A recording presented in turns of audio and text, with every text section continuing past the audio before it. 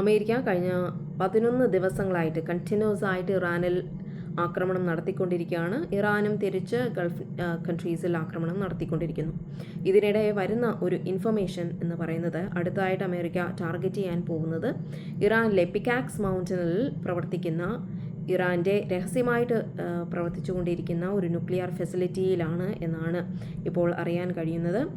അതായത് ഇസ്രയേലിൻ്റെ ലേറ്റസ്റ്റ് ആയിട്ടുള്ള കണ്ടെത്തൽ എന്താണെന്ന് വെച്ചാൽ ഈ ഇറാൻ ആയിരക്കണക്കിന് സെൻട്രിഫ്യൂജസ് ഈ പിക്കാക്സ് മൗണ്ടനിലേക്ക് മാറ്റിയിരിക്കുന്നു എന്നാണ് ലേറ്റസ്റ്റ് ആയിട്ട് അറിയാൻ കഴിയുന്നത്.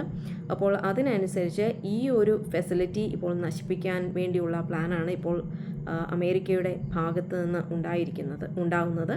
അപ്പോൾ ഇതിനെപ്പറ്റിയുള്ള ചർച്ചകളാണ് ഇപ്പോൾ നടന്നുകൊണ്ടിരിക്കുന്നത്. അപ്പോൾ ആയിരക്കണക്കിന് സെൻട്രിഫ്യൂജസ് അവിടേക്ക് ഇവർ മാറ്റി എന്നാണ് അറിയാൻ കഴിയുന്നത്.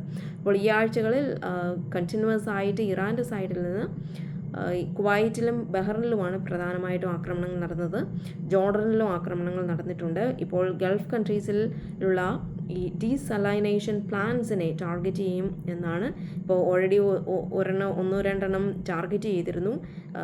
അത് ബഹ്റിനിലും കുവൈറ്റിലും ഉള്ളതാണ്. എന്നാൽ ഗൾഫ് കൺട്രീസിൽ അക്രോസ് ടാർഗറ്റ് ചെയ്യും, ഇവിടെയുള്ള ഡിസലൈനേഷൻ ഫെസിലിറ്റീസിൽ ആക്രമിക്കുമെന്ന് തരത്തിൽ പറയുന്നു.